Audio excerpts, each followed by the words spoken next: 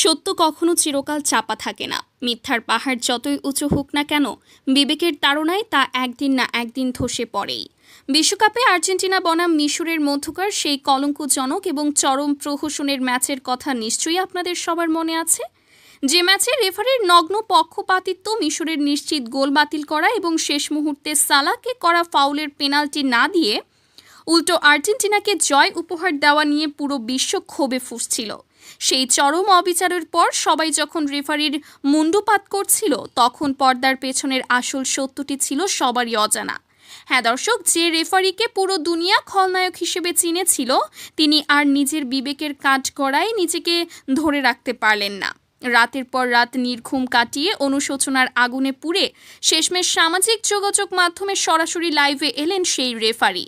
আর লাইভে এসে অঝরে কাঁদতে কাঁদতে তিনি এমন এক ভয়ঙ্কর এবং গা শিউরে ওঠা সত্য ফাঁস করলেন, যা শুনে আজ পুরো ফুটবল বিশ্বের ভিত কেঁপে উঠেছে।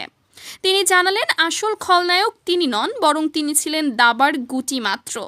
লাইভ সম্প্রচার শুরু হওয়ার পর স্ক্রিনে যখন রেফারির মুখটি ভেসে ওঠে, তখন তাকে দেখে চেনার উপায় ছিল না। চোখ মুখ ফুলে আছে, চেহারায় চরম হতাশা আর অনুশোচনার ছাপ। ক্যামেরার সামনে বসার কয়েক মুহূর্ত পরে তিনি অঝরে কাঁদতে শুরু করেন।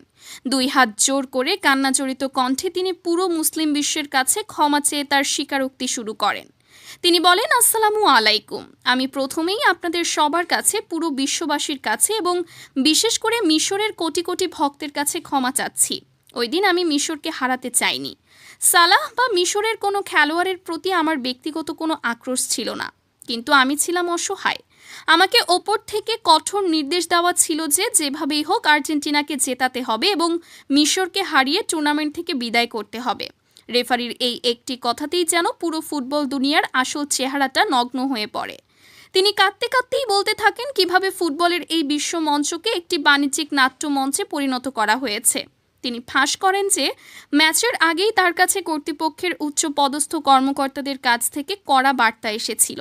তাকে পরিষ্কার জানিয়ে দেওয়া হয়েছিল যে আর্জেন্টিনা যদি আগেভাগেই বিদায় নেয়, তবে আয়োজক এবং সম্প্রচারকারী প্রতিষ্ঠানগুলোর কোটি কোটি টাকার লোকসান হবে। ফুটবলের ব্যবসায়িক ভ্যালু ধরে রাখতে যে কোনো মূল্যে মেসিদের ফাইনালে দেখতে চায় তারা। রেফারি তার লাইভে অত্যন্ত আক্ষেপের সাথে বলেন, আমাকে হুমকি দেওয়া হয়েছিল যে আমি যদি তাদের নির্দেশ অমান্য করি এবং নিরপেক্ষ বাঁশি বাজাই, তবে আমার ক্যারিয়ার তো শেষ হবেই, এমনকি আমার পরিবারের এবং আমার নিজের জীবনের নিরাপত্তাও হুমকির মুখে পড়বে। আমি নিজের ক্যারিয়ার আর জীবনের ভয়ে সেদিন নিজের নৈতিকতাকে বিক্রি করে দিয়েছিলাম। আমি একজন মেরুদণ্ডহীন কাপুরুষ। এরপর তিনি ম্যাচের ভেতরের সেই নির্দিষ্ট মুহূর্তগুলোর কথা স্মরণ করেন যা তাকে আজ কুড়ে কুড়ে খাচ্ছে। তিনি বলেন, দ্বিতীয়ার্ধে মিশর যখন দুর্দান্ত আক্রমণ থেকে গোলটি করল, আমার কানের ইয়ারপিসে সাথে সাথে উপর মহল থেকে নির্দেশ আসে যে কোনো অজুহাতে গোলটি বাতিল করার জন্য। এটি ছিল তাদের সাজানো এক অনুমান ভিত্তিক কৌশলগত সমীকরণ। আমি বাধ্য হয়ে ভিডিও প্রযুক্তির সাহায্য নেওয়ার ভান করি এবং 1 মিনিট আগের একটি অতি সাধারণ বল হারানোর ঘটনাকে ফাউল বানিয়ে গোলটি বাতিল করি। আমার তখন নিজের ওপরই ঘেন্না হচ্ছিল। আর ম্যাচের একদম শেষ মুহূর্তে সালাহকে যখন পা দিয়ে ফেলে দেওয়া হলো, আমার হাত স্বয়ংক্রিয়ভাবে পকেটে পেনাল্টির বাঁশি বাজানোর জন্য চলে গিয়েছিল। সেটি দিনের আলোর মতো স্পষ্ট পেনাল্টি ছিল, কিন্তু কন্ট্রোল রুম থেকে আমাকে চিৎকার করে বলা হয় বাঁশি না বাজাতে। চোখের সামনে একটি মুসলিম দেশের রক্ত পানি করা পরিশ্রমকে আমি নিজের হাতে গলা টিপে হত্যা করেছি।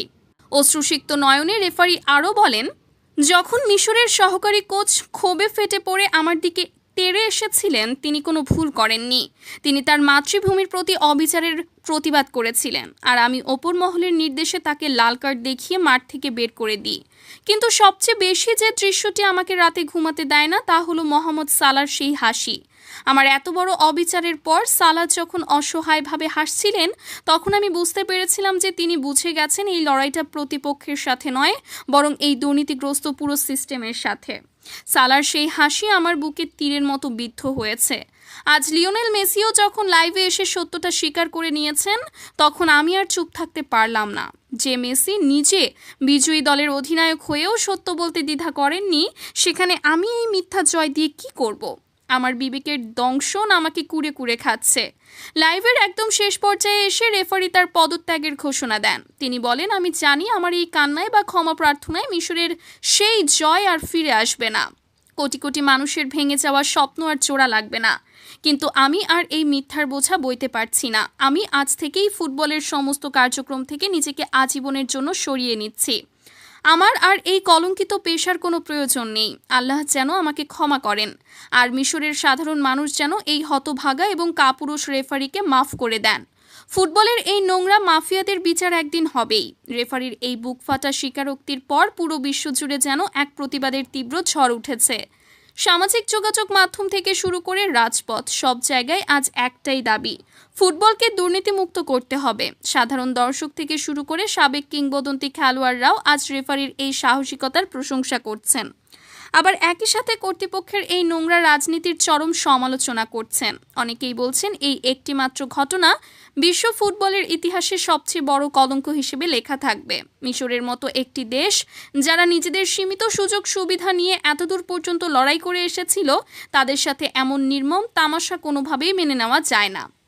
ফিলিস্তিন থেকে শুরু করে মরক্কো, সৌদি আরব থেকে শুরু করে বাংলাদেশ, পুরো মুসলিম বিশ্বের কোটি কোটি ফুটবল প্রেমী আজ মিশরের পাশে এসে দাঁড়িয়েছেন। তারা এক বাক্যে বলছেন, সালাহরা হয়তো শিরোপা জিততে পারেনি, কিন্তু তারা বিশ্ববাসীর হৃদয় ঠিকই জয় করে নিয়েছে। এই কান্না, এই কষ্ট একদিন ঠিকই শক্তিতে পরিণত হবে। অন্যদিকে যারা অর্থের লোভে ফুটবলের মতো একটি আবেগের খেলাকে ব্যবসার হাতিয়ার বানিয়েছে, তাদের মুখোশ আজ পুরো পৃথিবীর সামনে উন্মোচিত হয়ে গেছে। রেফারির এই কান্নার দৃশ্যটি এখন পর্যন্ত কোটি কোটি মানুষ দেখেছেন, এবং সবার মনে একটাই প্রশ্ন, আর কতকাল এভাবে ক্ষমতার কাছে সত্যকে মাথা নত করতে হবে? যে খেলাটি মানুষকে এক সুতোয় বাঁধে, সেই খেলাটিকেই আজ কিভাবে বিভেদ আর দুর্নীতির অস্ত্রে পরিণত করা হয়েছে তা ভেবে আজ সবাই স্তম্ভিত।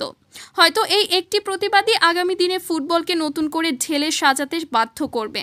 হয়তো সালাহদের এই আত্মত্যাগ আগামী প্রজন্মের জন্য এক নতুন, পরিচ্ছন্ন এবং দুর্নীতিমুক্ত ফুটবলের পথ তৈরি করে দিয়ে যাবে, যেখানে কোনো রেফারিকে আর ওপর মহলের চাপে নিজের বিবেক বিক্রি করতে হবে না, যেখানে মাঠের লড়াইয়ে যোগ্য দলটাই শেষ হাসি হাসবে।